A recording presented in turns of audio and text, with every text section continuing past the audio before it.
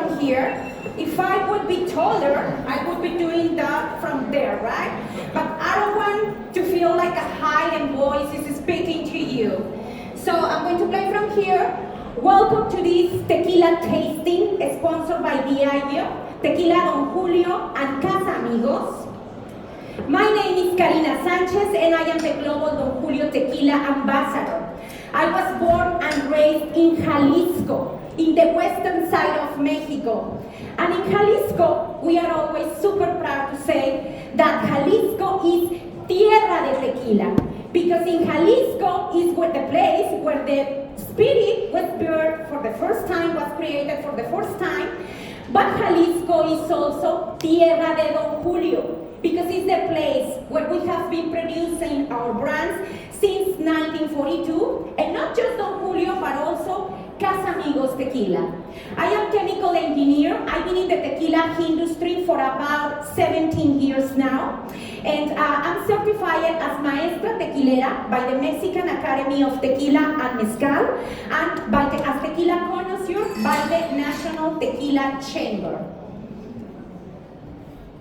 And we are going to start speaking about Don Julio and about the category of tequila itself. So Don Julio is the OG tequila from Mexico. We are the #1 in the global category leader. We also are the #1 in the luxury segment globally with one of our most iconic brands, which is Don Julio 1942. And also, very important, we are the most loved tequila brand in Mexico. We have an amazing trademark portfolio which plays with liquids in the authentically crafted space. We have different liquids for different palates, different occasions, and we also have liquids for stylish luxury celebrations, like the very iconic, again, Don Julio 1942. And with 1942, we have been present in the most luxury and most important celebrations around the globe, like the Super Bowl in North America, like the Fashion Week with Victoria Beckham, and also we were performing cocktail time in the spirit, in the Academy Awards, the Oscars in North America as well.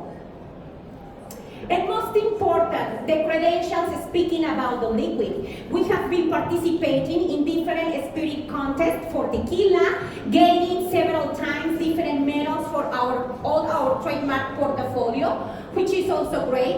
Recently this year, we just won double gold medal in the San Francisco Spirits competition for Don Julio Blanco, which is one of the most preferred tequilas for cocktails all over the world. And to start this session, I'm going to, as I explained before, I'm going to start speaking about some things that we must know about tequila, the evolution of the agave, and then we are going to be speaking of Don Julio and Casamigos. So the first thing is to define what is tequila.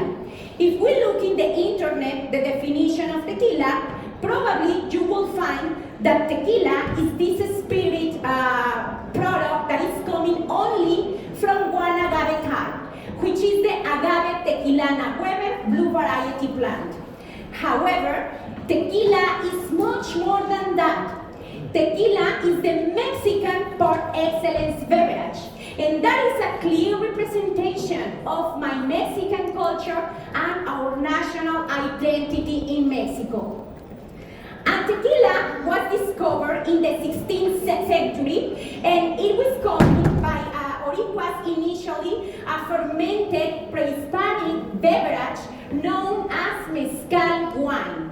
However, during the conquest, when the Spaniards or when the Spanish people arrived to Mexico, they tried to introduce the vines. They couldn't succeed, so they thought about to introduce the distillation instead to that mezcal wine. That was the moment when mezcal wine became mezcal wine from tequila, because that beverage was being made in a very small town in Jalisco known as Tequila, which means the spirit is holding the name of the place where it was originated. Then in 1974, tequila was granted as with the denomination of origin recognition, and by the way, that was the first product in Mexico to get this appellation of origin. And 20 years later, the Regulatory Tequila Council, which is the only authority allowed to regulate the spirit, was created. It is very important to understand the evolution of tequila, especially in the last decades, because the tequilas that we used to have back in the years are not the same tequilas that we have now. During the last decades, tequila has been moving more to this 100% category, which means that many companies are more in the side of having only sugars coming from the agave plant to make our liquids. We also are trying or testing to age liquids in different wine casks. Sometimes we use champagne casks or ruby port wine casks, orange casks, to make the liquids smoother and sometimes to create some complexity and intricacies in our liquids. And that is the reason, because now we are very proud to say that we have an iconic luxury sipping liquid, which is Don Julio 1942. Maybe one of the things that is pushing tequila to this trend space in the spirits is the versatility that tequila owns. That beyond the margaritas and the paloma, which is, by the way, the most authentic Mexican cocktail made with tequila, we can also find the spirit in an old-fashioned serve, in an espresso martini, in a mojito, or we can have it on the rocks. In Mexico, we are even exploring this tequila in food occasions. As mentioned before, tequila is a product that has the denomination of origin, and that means that we have to comply basically with 3 points, as it occurs with the denomination of origins. The first thing, very important, a delimited geographical zone to produce the spirit. So that means we can produce tequila only in 5 states in Mexico. And only Jalisco, my home place, is fully allowed to produce the spirit everywhere. Then we have a few municipalities or a few cities in the state of Michoacán, a few other in the state of Nayarit, Guanajuato, and very, very few ones in Tamaulipas. The second condition for the denomination of origin is to have clear regulations to produce the spirit. Which is important in tequila is that as we are a denomination of origin, then the regulation comprises from the management of the raw material to the final commercialization of the product. Tequila is one of the most regulated products all around the world.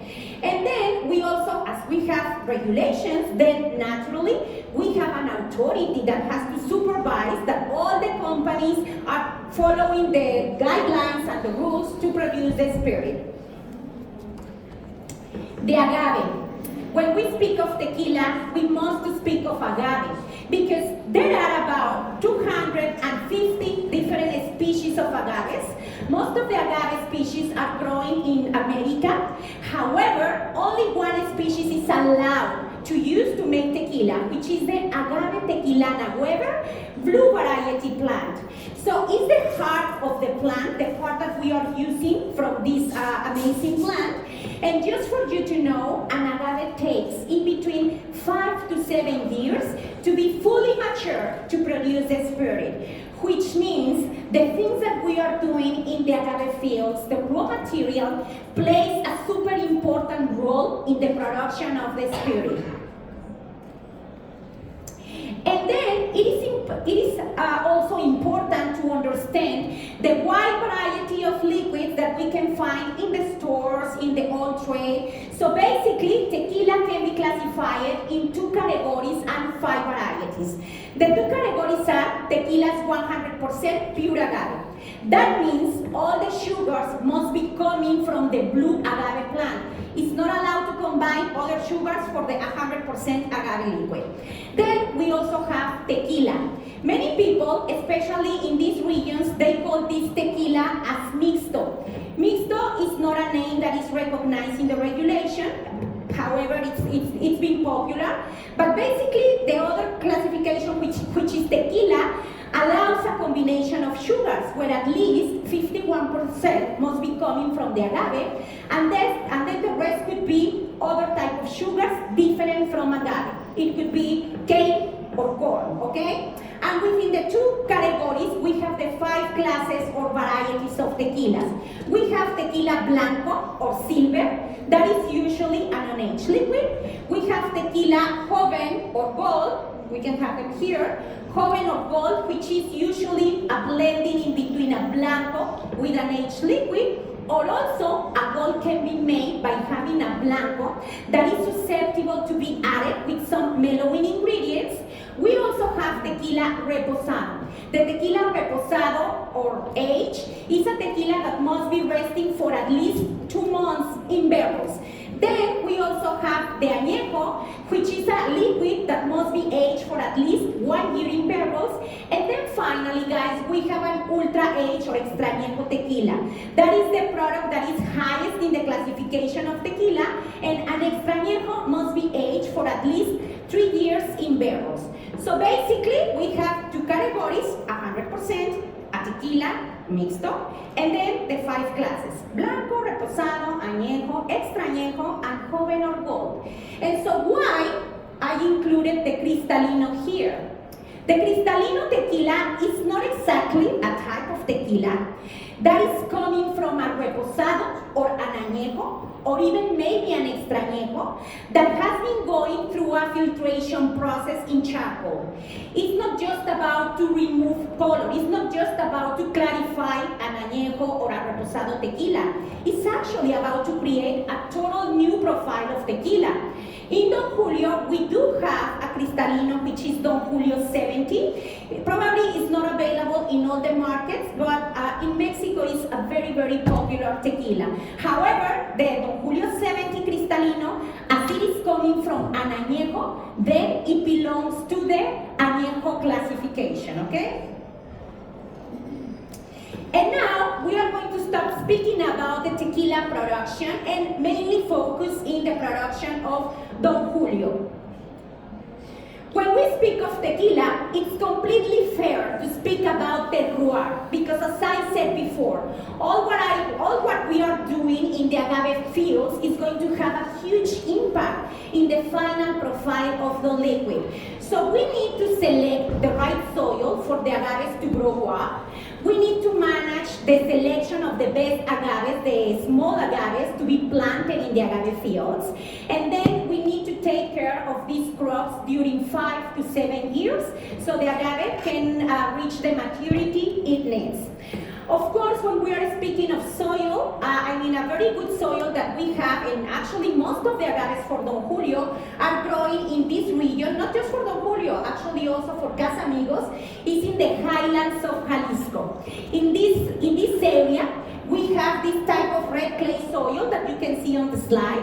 This type of soil is very rich in minerals, and this is going to benefit the agave in many ways. And also in this area, we have a particular microclimate, which is usually warm in the days, and then during the nights it gets a bit colder. The agave itself is a plant that it can be adapted to many different weathers except the snow. Snow is not good for agave. And also, the agave plant doesn't need to be irrigated very constantly, which is also good. So basically, in areas like this area, with the water that we have during the rain season, it's going to be more than enough so the agave can catch the water and they can manage the water in a very smart way, and so we don't need to be irrigating constantly. Once the agave gets the maturity, then the harvesting process has to be made. So this process is still made 100% by hand. And which is very cool actually is that the person that is executing this task has been learned from their past generations. In Mexico, we don't have a school or an academy to train the harvesters, or as we call them, jimadores. It's named as jimador. So they are learning from their past generations. And this is, like I said before, this is a work that is handmade using a very long stem with a paddle, a razor paddle that is called Coa de Jima. The person that is doing that is called jimador, and then the process is called jima. And what I consider very important to mention here is the kind or the number of bottles that we can get from an agave heart. This is very important because sometimes people tend to compare tequila with whiskey, and we are very different. We are an agricultural industry. Most of what we are doing is happening in the agave fields. So that means that, I need to grow up my plant for about 7 years, right? And then after that, when I am producing, let's put this as an example, Don Julio 1942. Don Julio 1942 takes about 2 years to be aged in the aging warehouse. So 7 years, the agave growing up, plus 2 years, and at the end, if I am making tequila 100% agave, I'm not allowed to combine other sugars, so I'm going to be able to place in between 3 to 5 bottles of tequila 1942 after 9 years of being working behind that. What I'm saying is that making tequila is not an easy thing at all, and especially, making liquids as Don Julio, where we have very high parameters in the harvesting, in the jima, in the treatment of the agave, it can get very complicated to do that. Then, once the agave has been reaching the maturity, then the agave heart is going to be transported to the distilleries. So we have in our distilleries, one of the most iconic distilleries we have is La Primavera, which is placed or located in Atotonilco, El Alto, Jalisco, that is the name of the town. And La Primavera distillery has been producing tequila since 1942 to today. And so we are getting all the agave hearts, we are doing a very slow cooking process, like it takes about 48 hours, including the cooling stage. We are still doing tequila in the traditional process, so we are using brick ovens to do that, and steam, we are doing a steam, so we are not expecting to have in the Don Julio's portfolio any smoky flavor. Then after the cooking process, we are going to use mills to extract the juice from the agave heart, and then that juice is going to be translated or transported to the fermentation tanks to do the fermentation process, which is very important in fermentation in Don Julio, is that we are using a very unique yeast to do the fermentation for Don Julio. Actually, even when we are also making Casamigos, the yeast that we are using for Don Julio cannot be used for Casamigos. It's like an exclusive and proprietary yeast for Don Julio. After fermentation, we distill twice according to the regulation for tequila. We are using pot stills in presence of copper to distill our liquids, and then in between distillation and aging, we have a filtration process to remove the compounds that we don't want to keep in the liquid, and then the aging.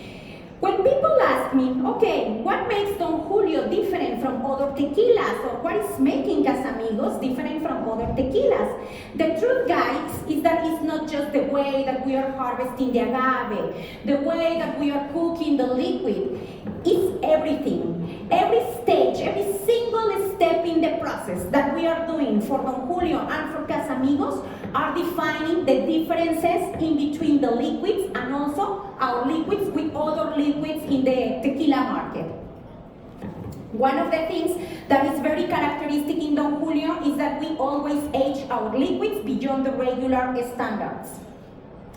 And then I'm going to move really quick through the history of Don Julio, then we're going to speak really quick about Casamigos to move to the tasting. So Don Julio was created and was founded in 1942 in Atotonilco, El Alto, Jalisco by Don Julio Gonzalez.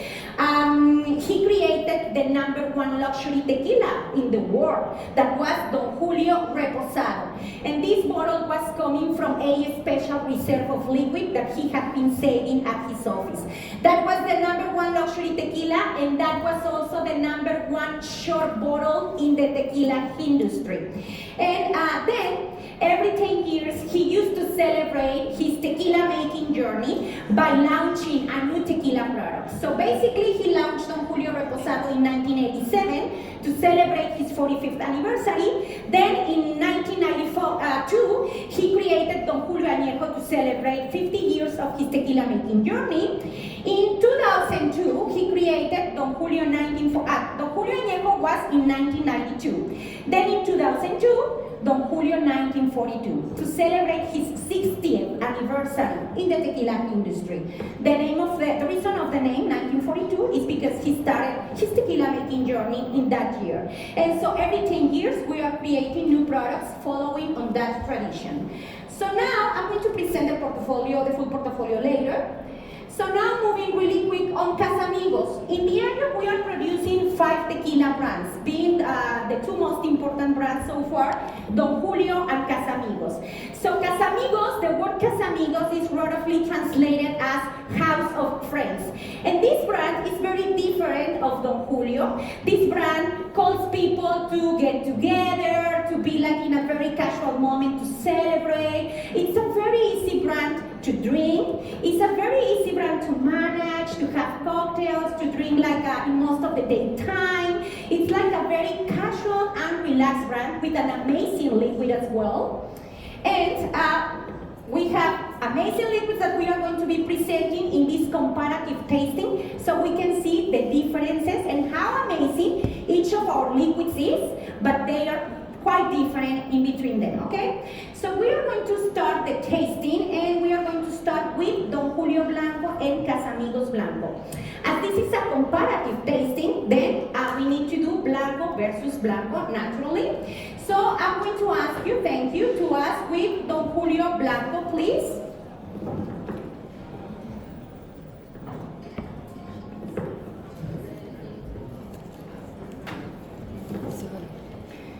I'm going to ask you to place the glass right in front of you so you can see the color of the liquid. Let me tell you this, guys. Probably you know this. The reason because we are using this glassware is because this is the one allowed to use here, right? But when we are doing tequila tastings, glassware matters. Please avoid to have a tequila tasting in a shot glass. A shot glass is a ritual for tequila, it's cool. People in Mexico some people are still doing shot glasses. However, the experience that you can have in a shot glass is not the same that in the riddle glass. In the tequila industry, we created a special glass that is called tequila riddle glass.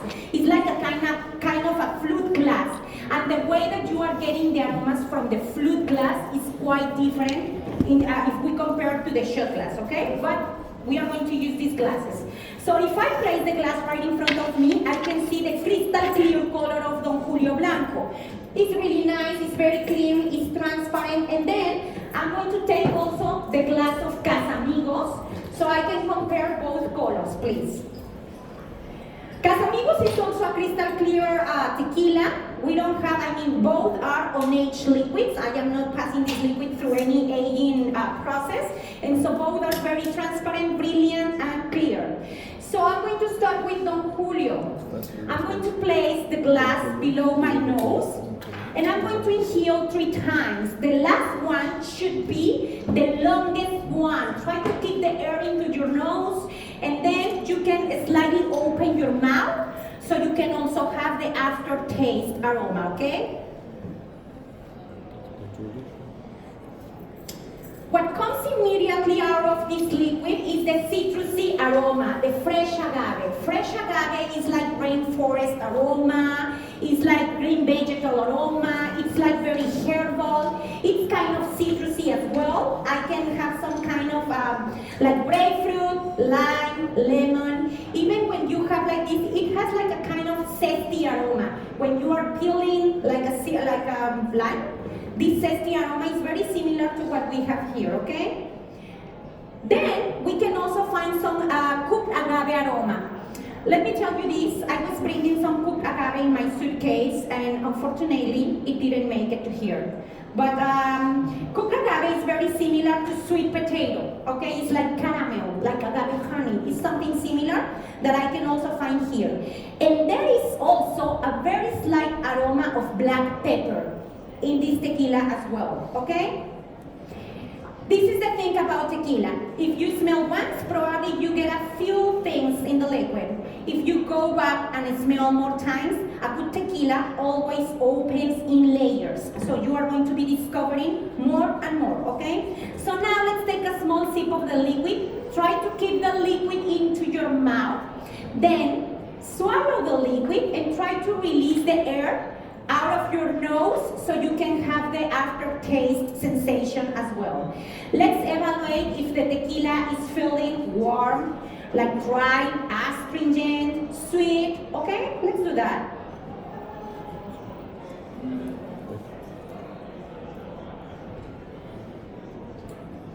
The first sensation that is coming to the mouth is like a kind of a very slight astringency in my mouth. Drying a bit my mouth, I can taste this black pepper aroma that we discussed before. However, it has a very nice sweetness in the tip of the tongue. That is where you can feel the most predominant sensation.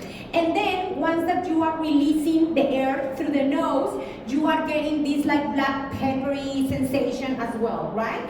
As you can see, this Don Julio Blanco is like a very like agave forward aroma, like crisp agave flavor. It's very green, very herbal. It's really nice. It's citrusy, and it's perfect for the palomas and the margaritas as well because of this nice citrusy, this nice natural sweetness coming from the cooked agave. Okay. So now we are going to clean up the palate by drinking some water, and I'm going to do a different exercise. You have some lemon, and you have brown sugar as well. We are going to do a microplating exercise. This is something that I do most of the times to help people, especially new people in the category of tequila, to try a different experience and, most important, to find out by themselves different aromas, different sensations. So you are going to take the lime and you are going to put a bit of the brown sugar on top, please.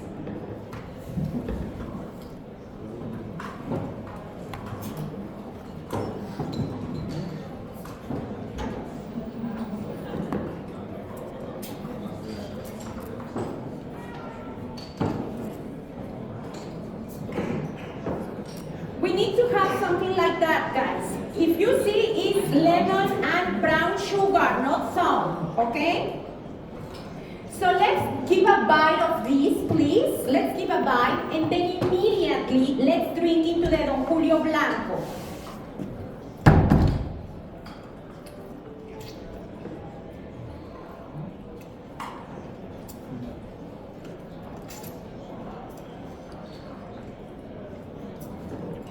You should be experiencing in mouth that the citrusy aroma is getting stronger naturally because of the lemon.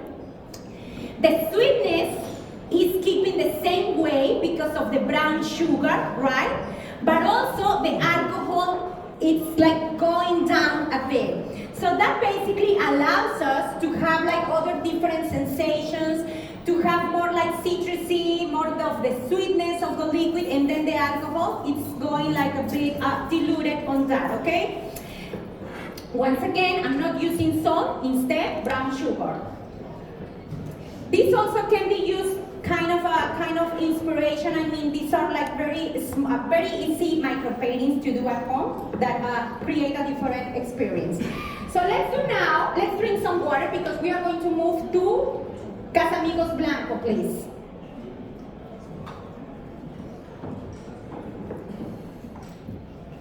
We need to make sure that we clean up the palate, okay?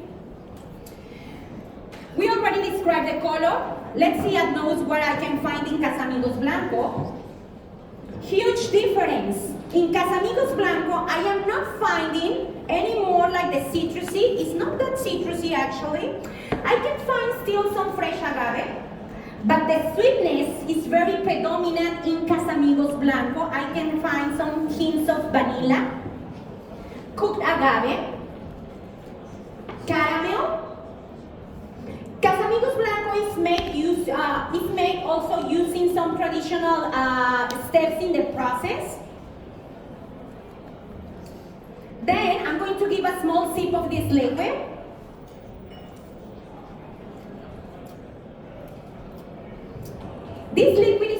approachable to the palate. It is offering like a sweeter sensation into the mouth. It's not very astringent actually. I cannot taste these spices coming from, in the case of Don Julio Blanco, right? It's less citrusy, it's more sweet, it's very approachable, and it has like a very nice sensation in mouth. Probably the persistence in Don Julio is a bit longer. In this one, it's kind of different, right? But it's still a very good liquid. I can taste the cooked agave as well in this liquid, but in a different way than Don Julio Blanco. So now we are going to drink water because we are moving to the reposado, please.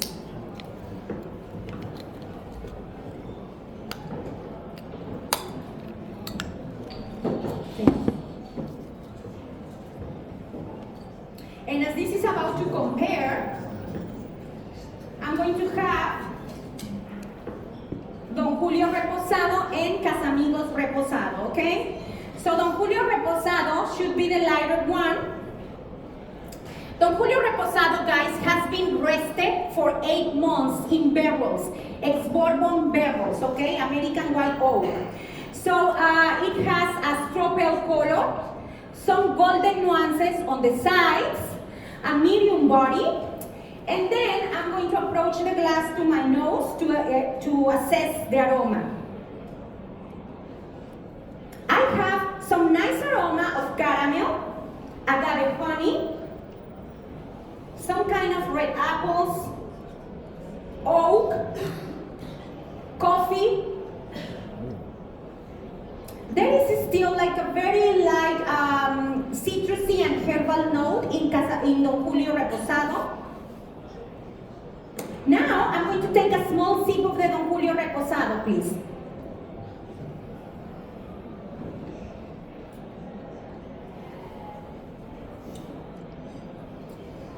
You can have the oak, the spices, the sweetness coming a lot from the cooked agave.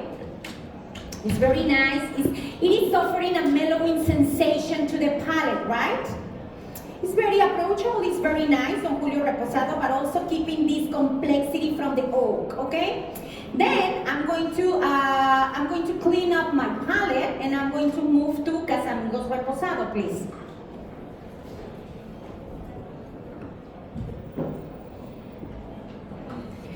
In the aftertaste, I don't know if you can experience like a very nice sweet aftertaste, some kind of a honeyed aftertaste, right?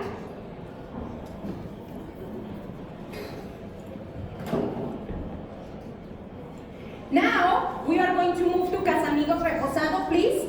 Comparing in color, Casamigos Reposado is having like a darker color.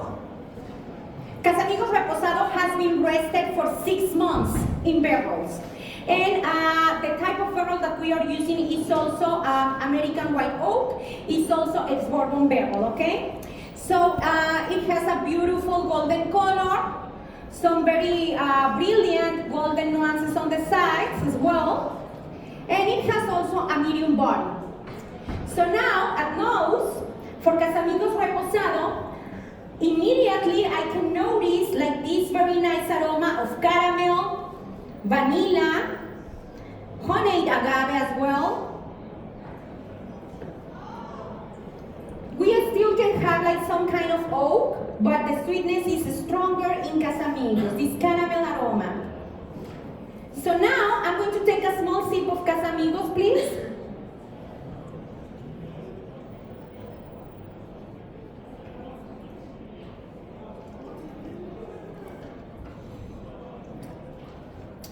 It feels a bit astringent in the palate, it feels warm. The sensation, the sweetness is stronger, however, Don Julio Reposado goes like more creamy into the mouth. This one is, the sweetness is like the predominant flavor that we can have.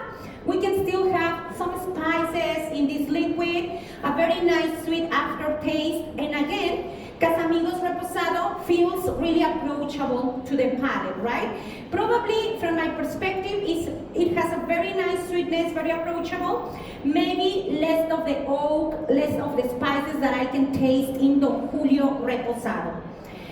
Both can be used to make palomas or margaritas. The difference is that for Don Julio, we play in the most classic cocktails. And for Casamigos, we are more about to create something disrupting in cocktails, even in the classics, but disrupting a bit for Casamigos. Let's say that Casamigos plays in a more like disrupting area, right? But they both are offering different sensations in the different palates.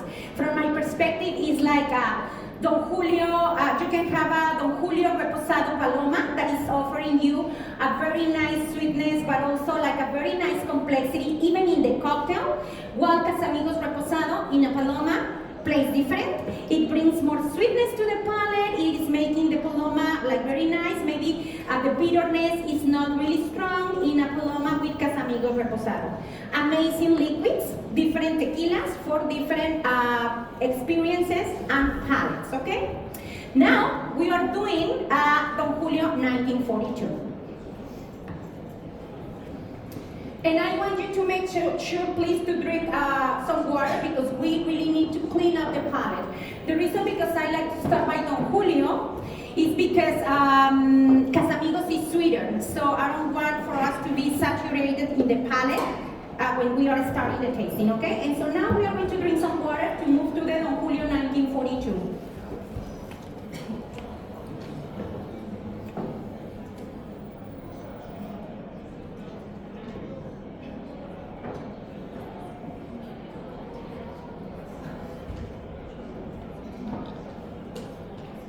Okay guys, let's talk about the bottle.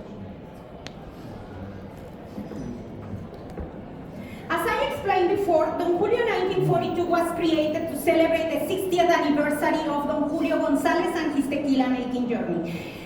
What I'm saying, guys, is that we are this authentic tequila brand that we really like to celebrate, right? This is in our DNA. I remember that a journalist asked me a few weeks that if tequila makes people happy or happier, actually it's the other way around.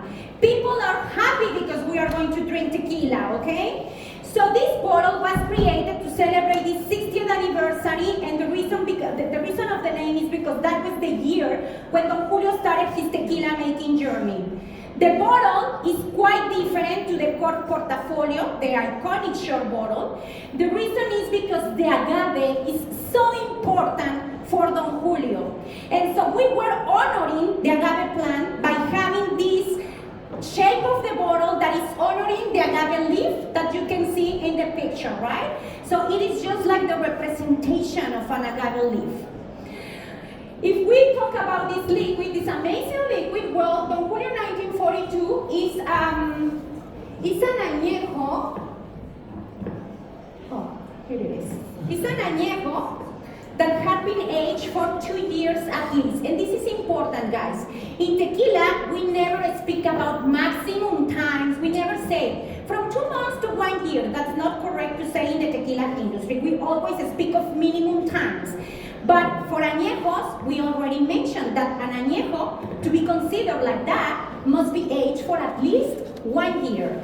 And then from the añejo to the ultra age, the difference is that the ultra age must be aged for at least 3 years, okay? So in the case of Don Julio 1942, it's an añejo tequila. However, it has been aged for 2 years in barrels. I explained before that Don Julio plays always, and it goes always beyond the regular standards for tequila. This is the way that we can create more complexity and more variety of flavors and aromas in our liquids. So what we should be expecting to have in Don Julio 1942, it's like a very nice complexity of aromas coming from the cooking process, the fermentation, the aging process, and all this is going to create this amazing profile. In color, I can see like a very nice golden color, and then also we can have some kind of amber nuances on the side, right? Then it has a medium to bold body. It's like a full body, it's heavier than Don Julio Reposado, than Casamigos Reposado. And this is naturally because it has been aged for longer. Then I'm going to place the glass next to my nose so I can get the aromas coming from this liquid. What I can get immediately is a very nice aroma of vanilla, caramel, toffee, hazelnut, tropical fruits like ripe banana, like mango, oak, dark chocolate.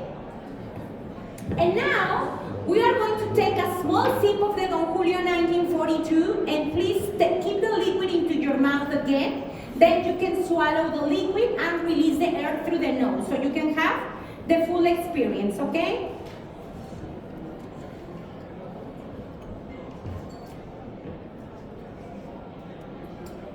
Don Julio 1942 is very interesting. It's offering a very nice balance. From my perspective, it's one of the most balanced products that we have in our portfolio. It's bringing the complexity of the oak. You can still have the spices, the pepper, the clove, the cinnamon, but you can also have the sweetness coming from the agave, the caramel. It's really, really nice. And it has like a silky sensation into the palate, right? And then the aftertaste is really nice as well. It is offering like a dark chocolate and sweet aftertaste. It's super nice. It's super silky, the sensation into our palate, right? And for this one, we are going to make a different micro painting. This is probably one of my favorite ones, and we are going to use the dark chocolate that you have there in your tables, plus the dried mango. This is about to combine, okay? So you have to combine a small piece of dark chocolate. We don't want to be overwhelmed by the dark chocolate. So just a small piece of the dark chocolate, then the half of the mango, and then you can give a bite of these together, and then immediately having a sip of the 1942, please.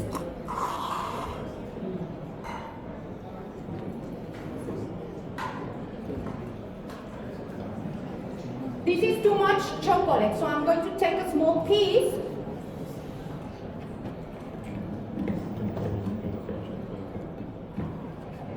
And it's about to combine, okay?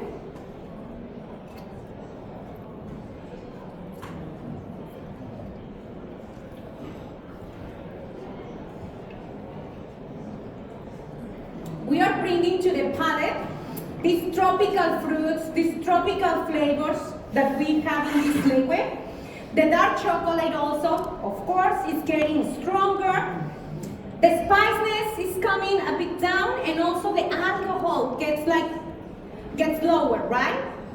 It's like a different sensation, like a more creamy sensation in the palate. Guys, I'm not saying this is the way that we should be drinking tequila.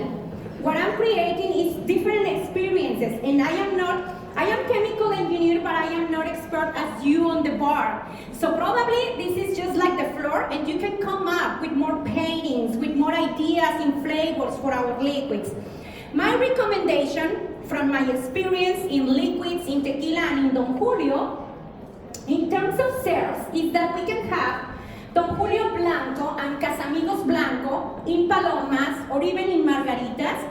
Just remember and keep in mind the sweetness that naturally Casamigos Blanco is going to be offering to you, that maybe you don't need to add like anything else like agave syrup, but maybe for Don Julio Blanco, if you play in palomas, then probably you need to consider that, but Don Julio Blanco is going to be offering a very nice aroma and flavor of the citrusy, which is great for paloma.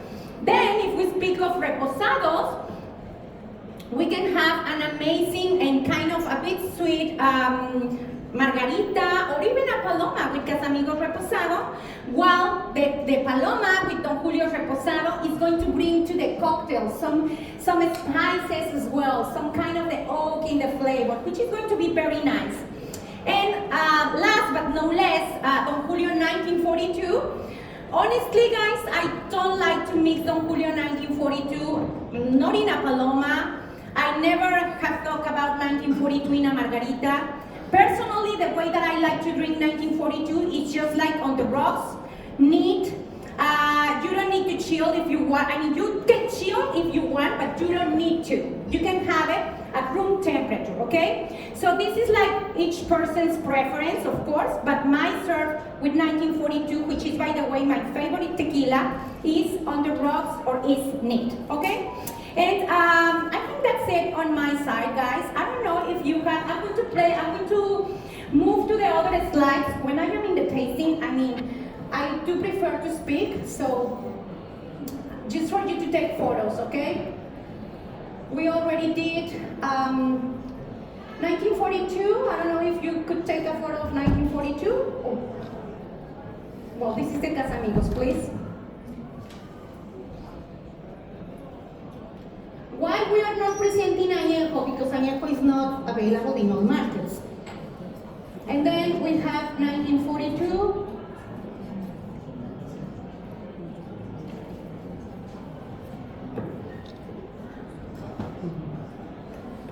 And then this is the cocktails that we can have examples. We already mentioned classics versus more innovative serves. And this is my Instagram. If someone wants to follow me in Instagram, I'm creating some content for the brand. And that's it on my side, guys. Thank you so much. Danke. I'm going to be around here in case that you want to come up with other questions. Very important to mention before I forget this.